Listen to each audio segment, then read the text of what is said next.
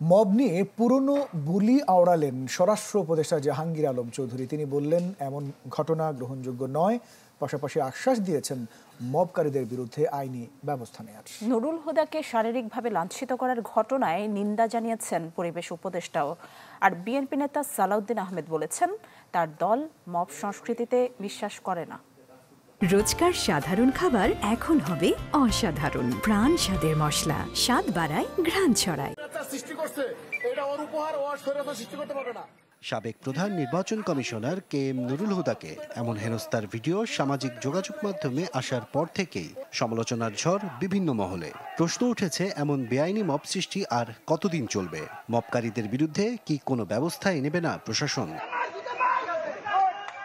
এ বিষয়ে গাজীপুরের মৌচাকে একটি অনুষ্ঠানে প্রশ্ন করা হয় স্বরাষ্ট্র উপদেষ্টাকে। তিনি বলেন, মব সৃষ্টি কোনোভাবেই গ্রহণযোগ্য নয়। পুলিশের উপস্থিতিতে সাবেক সিইসির সাথে যা হয়েছে, এর সাথে জড়িতদের আইনের আওতায় আনা হবে।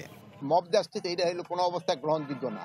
আইন শৃঙ্খলা বাহিনীর সামনেও ওনার উপরে করা হচ্ছে।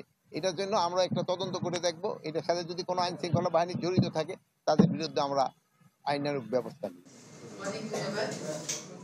এ নিয়ে সচিবালয়ে কথা বলেন পরিবেশ উপদেষ্টাও। জানান, অহিংস উপায়ে বিক্ষোভের সমাধানের চেষ্টা করছে সরকার। মব কেন বন্ধ করা যাচ্ছে না সে প্রশ্নে সবারই আত্মবিশ্লেষণের জায়গা আছে বলেও মন্তব্য করেন তিনি। সহনশীলতা রাষ্ট্রের পর্যায় থেকে আসছে এবং রাষ্ট্রের পর্যায় থেকে ব্যবস্থা গ্রহণের উদ্যোগ গ্রহণ করা হয়েছে। এই সহনশীলতা এবং কার্যকরী উদ্যোগ এটার সমন্বয়েই আসলে আমরা আইনের শাসনের দিকে এগিয়ে যাব।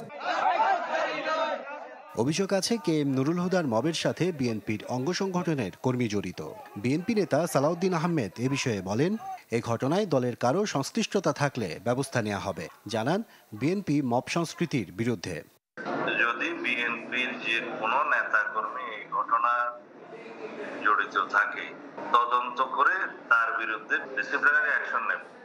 গেল রাতে অন্তর্বর্তী সরকারের দেয়া এক বিবৃতিতে জানানো হয়, অভিযুক্ত ব্যক্তির ওপর আক্রমণ আইনের শাসনের পরিপন্থী ও ফৌজদারি অপরাধ।